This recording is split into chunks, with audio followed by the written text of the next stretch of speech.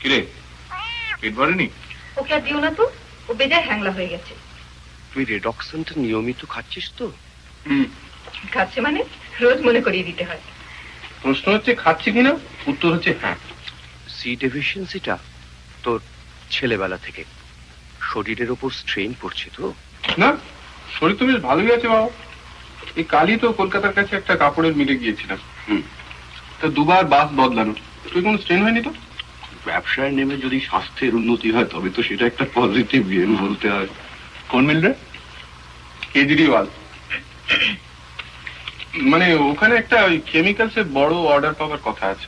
আচ্ছা, পেলেই সোমনাথ কানোরিয়া। তা না হোক, অন্তত 1 বছরের দায় নিশ্চিন্তি। কাপড়ের মিলে কি কেমিক্যাল? ওই অপটিক্যাল হোয়াইটনার বলে। Optical whitener? তুই কি চেয়ারে বসিস না গদিতে? আচ্ছা তুমি কি বলো তো? গদিতে, ডানলো পিলো। তা তুই যে অর্ডারটা পাবি,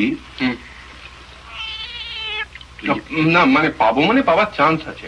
না যাই হোক, যদি পাস তাহলে সেটা কি বেসিসে পাবি? তোর মালটা ভালো বলে, নাকি রেটটা ভালো বলে, নাকি তুই মানুষটা ভালো বলে? ঘুষটা ভালো বলে।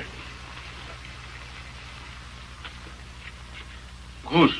আর তোমাদের চাকরিতে বুঝি ঘুষ নেই? 100 বার আছে, আমি কি অস্বীকার করছি? সর্বত্রই ঘুষ।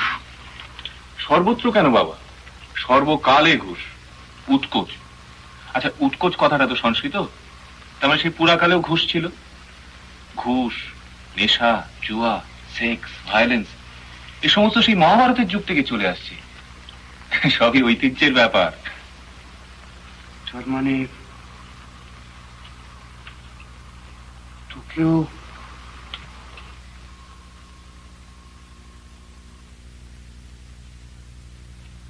বাবাকে জিজ্ঞেস করছেন? শুনেছি।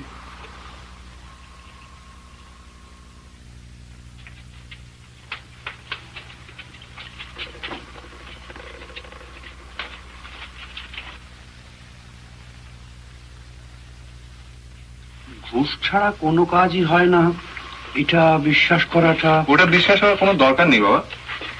সব ব্যাপারই অল্প বিস্তর ঘুষ দিতে হয়, ও নিয়ে ভাববার কিছু নেই।